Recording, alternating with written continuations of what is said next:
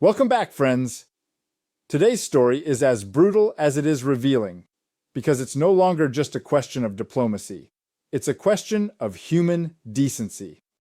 A Russian missile hits a trolleybus packed with civilians on Palm Sunday, children among the dead.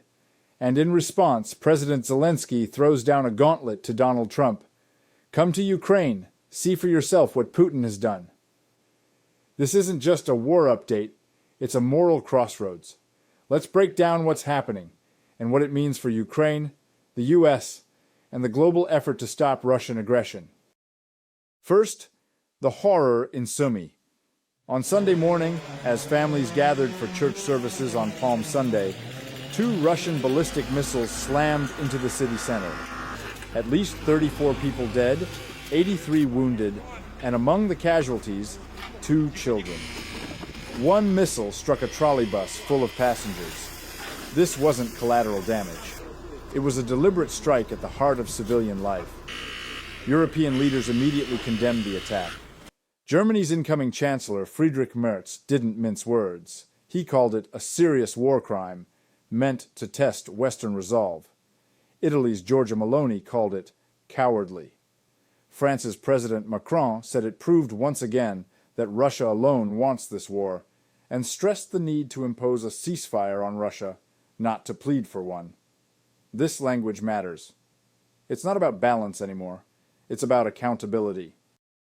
Meanwhile, in the U.S., Trump responded to the Sumy strike by calling it a horrible thing, but then added, "I was told they made a mistake." A mistake? A missile into a bus? Into a church-going crowd? When pressed, Trump said, "You're going to have to ask them." It's unclear whether he meant the Russians or his own advisors. Now, this is where the real tension lies. For the past 2 months, Trump's administration has pursued a quiet strategy of negotiating directly with Moscow, while remaining largely silent about continued Russian atrocities against civilians.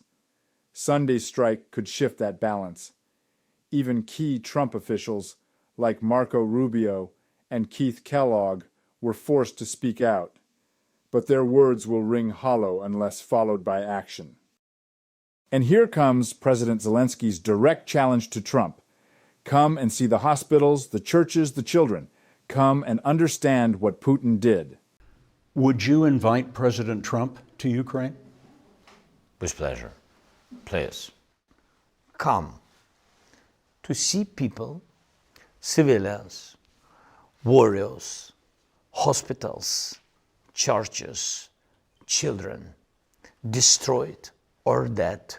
It's more than an invitation. It's a test. Will Trump continue to speak about peace in abstract terms, or will he confront the reality that Russia is not a partner for peace, but the architect of war?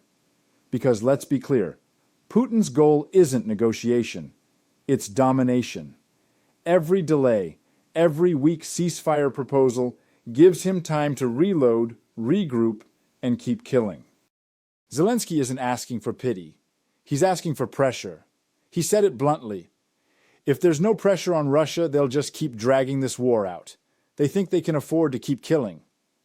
He's right. And Ukraine's allies need to shift from hope to action. That's why upcoming meetings in Turkey, focused on Black Sea security, matter.